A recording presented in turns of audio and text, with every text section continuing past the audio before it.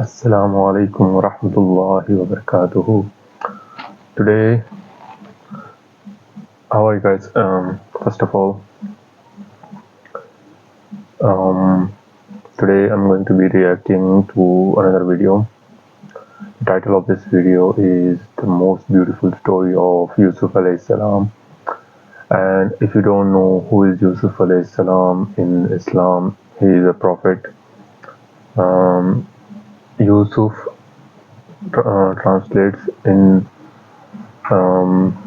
English is Joseph. In Christianity, they believe Joseph is a prophet. So we're going to be reacting to the story of Joseph, which is Yusuf alayhi salam, and the name of the YouTube channel is that we are going to react to is One Islam Production. So let's this video is from 2 years ago. Let's start the video. Bismillah.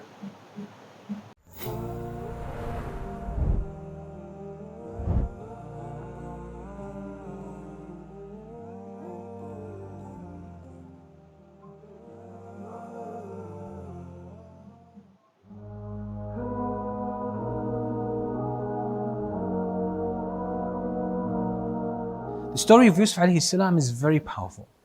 First of all, Allah subhanahu wa ta'ala dedicated a whole surah in the Quran for Surah Yusuf.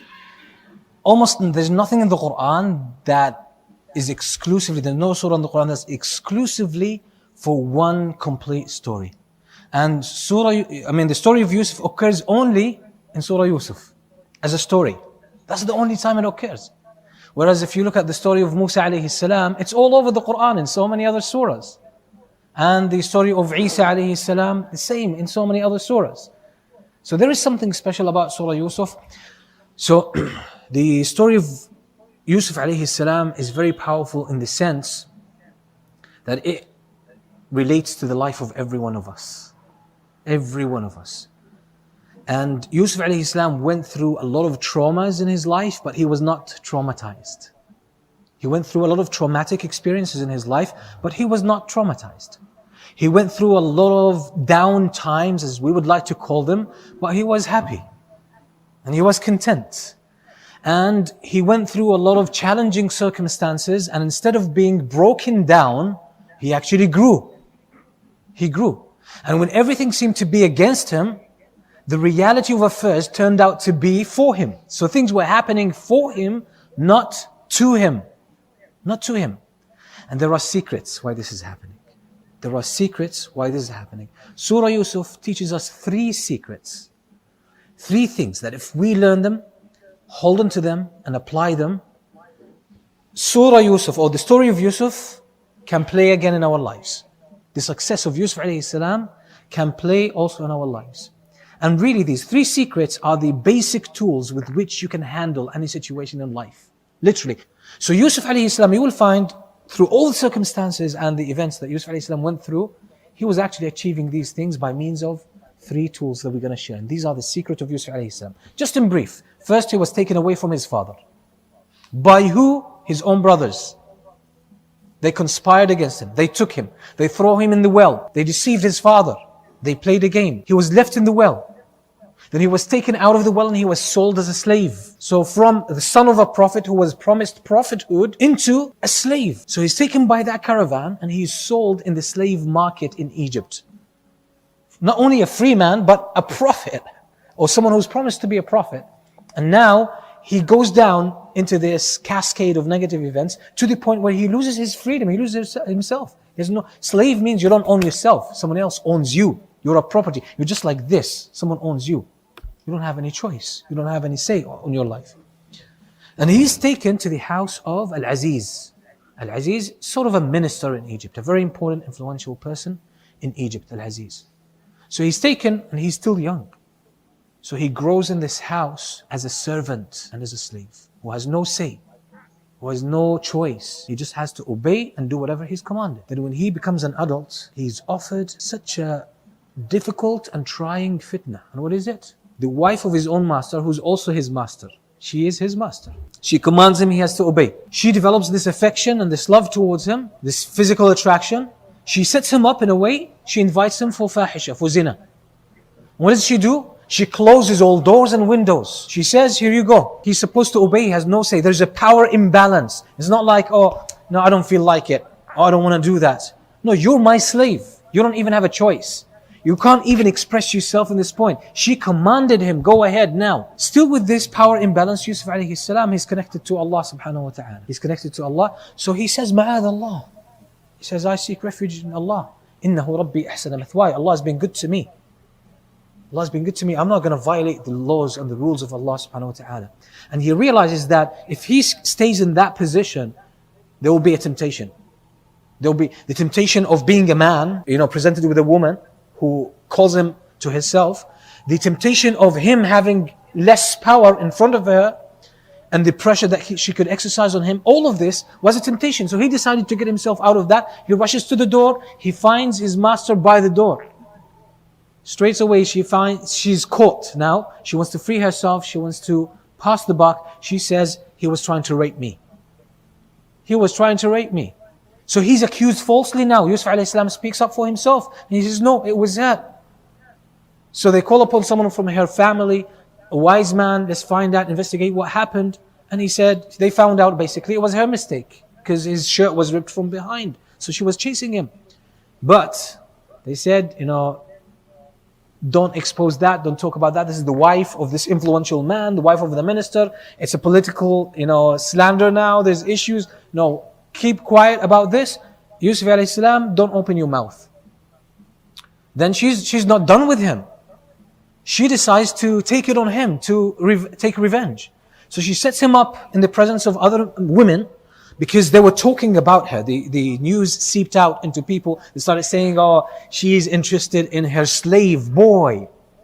This is the wife of Al-Aziz. Now, she said, and some women are very intelligent. They know how to stage things. So she decided to set them up together, Yusuf and the women. So she gets out of it. So she brings them, she offers them, they were preparing some food, they were using a knife to cut some stuff. She commands Yusuf to walk in front of them. He walks past them. They're taken by his beauty. مَا هَذَا بَشَرًا إِنْ هَذَا إِلَّا مَلَكٌ كَرِيمٌ. This is not a human being. And the Prophet ﷺ, by the way, in his journey in Al-Mi'raj, when he made the Isra and the Mi'raj, when he ascended to heavens, he saw Prophet Yusuf alayhi salam. He says, فَرَأَيْتُ يُوسُفَ alayhi salam فَإِذَا هُوَ قَدْ أُعْطِيَ شَطْرَ الْحُسْنِ. Yusuf was given half of beauty. So some scholars who commented on this hadith, they said Allah created beauty for humans, certain type of beauty for humans. He gave half of it for humanity and half of it for Yusuf. So he was extremely handsome. So they saw him, they couldn't, they were taken by his beauty. So they were cutting some vegetables or whatever. They ended up cutting their own hands, their own fingers. And because of that, of the beauty, they were taken by the beauty, they didn't feel the pain. And by the way, this is a human experience. It's not unique to them. Literally, when our attention is taken by something, we can actually stop feeling the pain. And this is what they call pain suppression, by the way. And now, they were talking about the wife of Al-Aziz. They are trapped and taken by the beauty of Yusuf. They are trapped now. So the news started spreading about them. They turned it against Yusuf that he's trying to, attract women. He's trying to set women up. So they said the only way to, deal with the situation is to get him convicted. If he is found guilty in the court, that means, yarhamukallah, if he's found guilty in the court, that means it's his mistake, all the other stuff is rumors, it's untrue. That's how they conspire against Yusuf, and they send him to prison.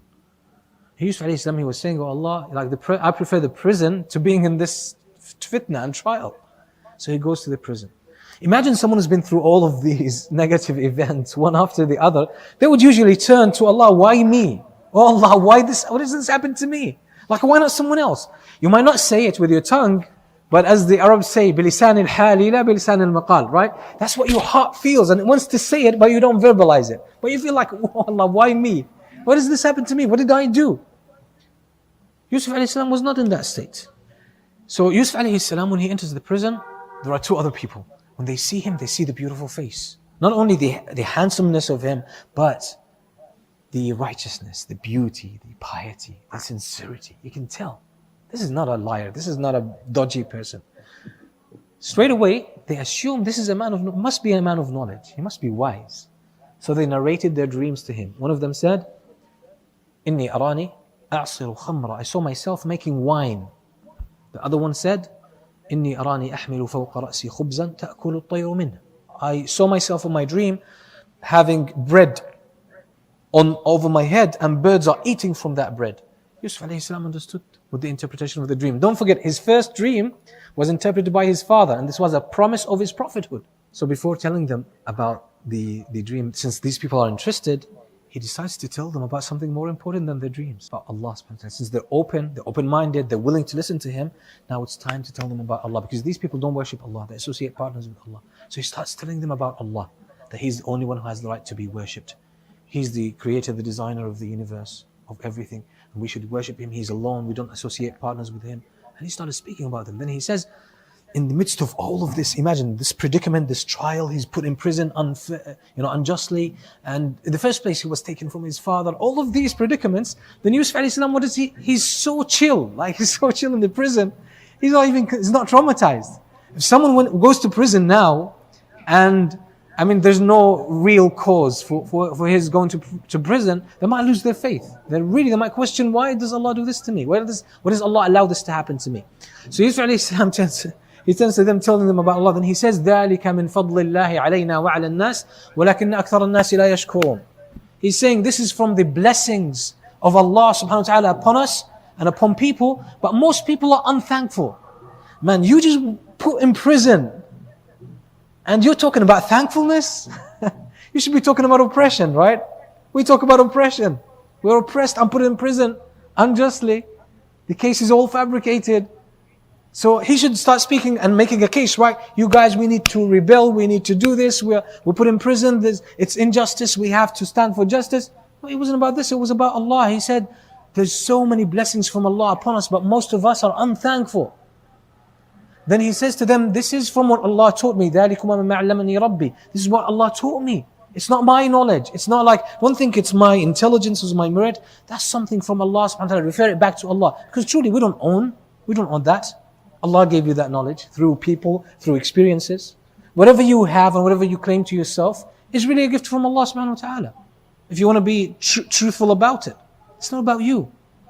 Even the fact that you pray in the masjid, you don't own that. Allah allowed you. Allah inspired you. Allah gave you the tawfiq to pray in the masjid. So don't ascribe anything to yourself. So Yusuf alayhi salam, after this he interprets the dreams for them, and he says one of you obviously will be crucified, then birds will eat his body.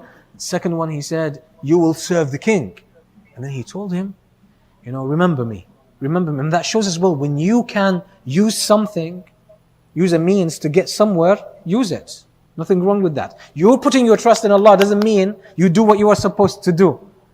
You wanting to get your rizq doesn't mean you don't study, you don't get a profession, you don't get skills, you don't apply for jobs, or you don't make your own business. No, you have to do it. This is how the world works.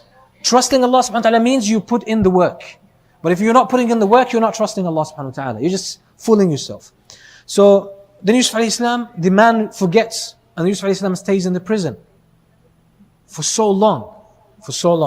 Then when the king has the dream, the guy remembers, he calls upon Yusuf, he gets the interpretation. Yusuf gives not only an interpretation, but a solution. Now with this solution, the king says, I want him for me. I want to see this guy. He refuses. He says, you need to clear me of the charges. I stand for myself. I stand up for myself. I stand up for myself. Clear me first of the charges. So they investigate, they clear him of the charges. He grows in the eyes of the king. This man is not so desperate to get out of prison. He's not so desperate to be close to the king. He's a man of principle. He's a man of principles. Yusuf, he's offered, I want you to be close. The king says, I want you to be one of my assistants. He asks for a position. He says, "Ij'alni ala khaza'in al-ard." Give me the treasury. Sort of minister of finance. Give me that position. Inni hafidun alim. I am I'm a trustworthy person, hafid, alim, and I have the skills and the knowledge. Isn't that self-promotion? Nothing wrong with that. If it's true, and you deserve that position, and you can actually do a very good job there, you should actually speak for yourself. Yes. But don't lie. There's nothing wrong with that. Don't be super extra righteous, where you put yourself down when you can do something good. That's an opportunity for him to be more influential. So he starts designing the whole financial system in a way to deal with the famine that was coming after that. 7 years, 7 years, 7 years. Then he deals with all of this. Then Allah brings his brothers to ask for help, because they were in a drought. Yusuf and Egypt were ready for that. So now he has the power over his brothers. It ends up basically with his father and mother coming to Egypt, and then his dream becoming true when they all prostrate themselves before him, because at their time prostration was okay, was a sign of respect. But in our Sharia in Islam, it's haram, it's shirk. You only prostrate before Allah subhanahu wa ta'ala. So Yusuf alayhi salam, throughout the process, he maintained three things. And that's these three things are available to every one of us. And they're quite simple, they're quite easy. You will find Yusuf alayhi salam, first of all, is thankful throughout the way. ذَلِكَ مِنْ فَضْلِ اللَّهِ عَلَيْنَا وَعَلَى النَّاسِ وَلَكِنَّ أَكْثَرَ النَّاسِ لَا يَشْكُرُونَ. This is from the great blessings of Allah upon us, but most people are unthankful, ungrateful. And he says, رَبِّ قَدْ آتَيْتَنِي مِنَ الْمُلْكِ وَعَلَّمْتَنِي مِنْ تَأْوِيلِ الْأَحَادِيثِ فَاطِرَ السَّمَاوَاتِ. He says, oh Allah, you have taught me so much, and you have given me so much power and position. So he's thankful to Allah. Every time he's thankful. You never find Yusuf alayhi salam in his story complaining about things that happened. Why did they happen? Not at all. He doesn't even feel negative about them. He just feels optimistic. Why? Because he's been thankful. He's always thankful. Even the hardship is thankful for him. He's thankful in the hardship. This takes me to the second one. He's thankful when there is a blessing. Number two, when there is hardship and predicament, he is patient. No complaint in the whole surah. Yusuf doesn't complain. He doesn't even say to Allah, oh Allah, take these women. Why did you bring these women into my life to give me so much trouble? He didn't say that.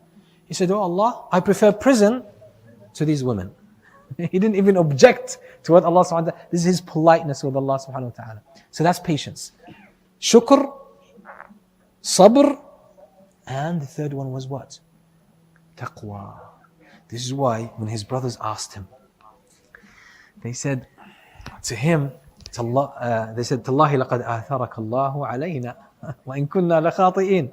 Allah has favored you up over us. When they figured out that Al-Aziz was Yusuf, and he has all this power, and this is the guy we got rid of, we thought he was dead, and now he is the Minister of Finance, and he controls the country. He says to them, إِنَّهُ مَن يَتَّقِ وَيَصْبِرْ فَإِنَّ اللَّهَ لَا يُضِيعُ أَجْرَ الْمُحْسِنِينَ. Whoever has taqwa and patience, Allah will never waste the efforts of the muhsineen. So these three themes are so powerful in Surah Yusuf. When there is hardship and challenges in your life, you need patience. Hold on to patience, beautiful patience. When there is blessings and ease, you are thankful, shukr. When there is obligations, you have taqwa.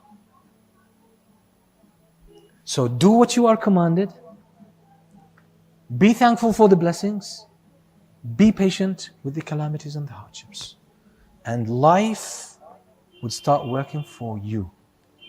Period. Life will start working for you. But the challenge is to have these three things in your life. It's challenging. When there's an obligation, you fulfill it. That's taqwa. When there's haram, you keep away from it. Taqwa. That's number one. Number two, because there's an expectation. But then life places a demand on you, an expectation on you. If it's a hardship and challenge and a misfortune, what do? Patience. When it's a blessing and ease and times of tranquility, you are thankful. You could use these in any situation in life, and they will make things work for you.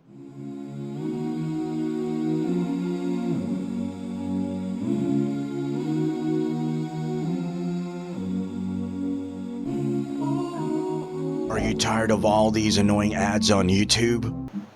So Yusuf Alaihissalam, wait.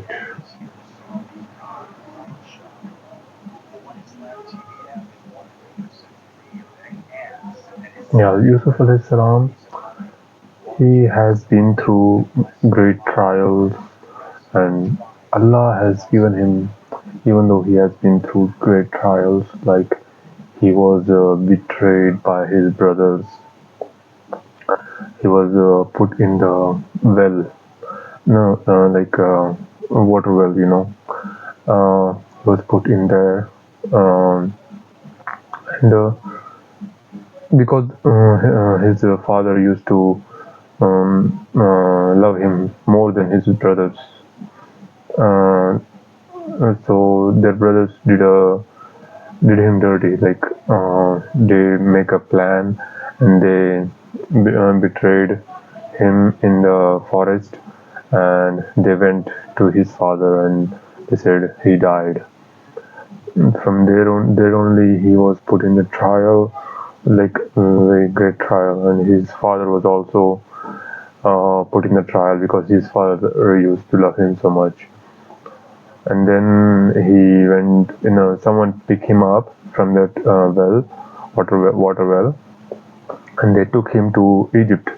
Uh, this story was from Egypt only, and they sold him to some rich person, and they forget him. So after that, they sold Joseph to a rich person in Egypt, and they went. And after that, he grew up in Egypt, and and then from there, he somehow no.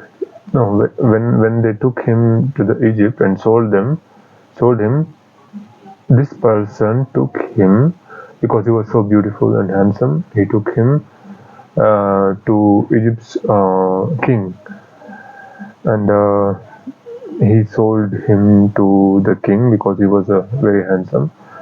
The king took him and the king's wife, and they raised him up like a servant. And then when he grew up, this another king's wife tried to like seduce him, kind of. And then this is what they are trying to explain in this video. And then he was put in the trial again. Like when you get experience these things, it's kind of a trial only. So after that, he was put in prison. He was put in trial again, and then we say one thing in Islam: "Inna ma'al usri yusra, inna ma'al usri yusra." That means after every hardship comes ease. Indeed, after every hardship comes ease. It's in the Quran. This verse, two verse, in the chapter of Alam Nashrah Laka Sadrak. So yeah, after this huge trial, he was made as a king of Egypt. This is what, like, after every hardship comes ease means. The God is saying after every hardship comes ease. So we have to be patient to every trial, every hardship, everything that is going on in our life. This video is about that only. So very beautiful video of Prophet Joseph.